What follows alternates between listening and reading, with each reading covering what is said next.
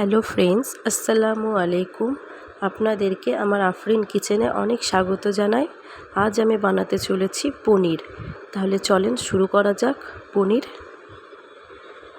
আমি দুধটা খুব ভালোভাবে ফুটিয়ে নিয়েছি, তারপর 2 চামচের মতো ভিনিগার অ্যাড করে দিয়েছি। কিছুক্ষণ নড়ানোর পর দুধটা খুব ভালোভাবে ফেটে গিয়েছে, ছানা হয়ে গিয়েছে।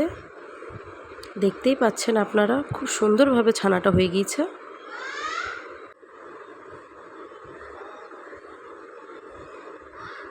একটু ভালোভাবে নাড়িয়ে নেব। ছানাটা পুরোপুরিভাবে হয়ে গেলে তারপর ছানাটাকে আমরা তুলে নেব। একটা ছাঁকনি নিয়ে নিয়েছি, তার উপর একটা কাপড় দিয়ে দেবো।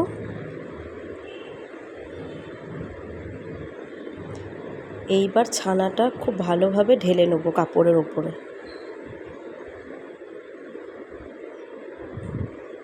খুব ভালোভাবে ঢালা হয়ে গিয়েছে। এবার হালকা হাতে পানিটাকে ঝরিয়ে নেব টিপে টিপে। এইবার একটা ভারী জিনিস ওপরে চাপা দিয়ে সারা রাত রেখে দিতে হবে। এবার আমি সকালে এটাকে খুলছি। এবার দেখে নেব এটা ভালোভাবে হয়েছে কি না। খুব সুন্দরভাবে হয়ে গিয়েছে আমার পনিরটা।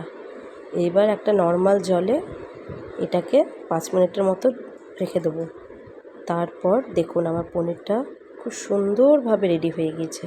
এবার এটাকে আপনারা যেমনভাবে পিস দিয়ে কাটবেন তেমনই হবে এটা। আশা করছি আপনাদেরকে অনেক ভালো লেগেছে ভিডিওটা। আপনারা আরও কেমন ভিডিও চান আমাকে কমেন্ট করে জানান। আমি সেইভাবে সব কিছু আপনাদেরকে শেয়ার করব।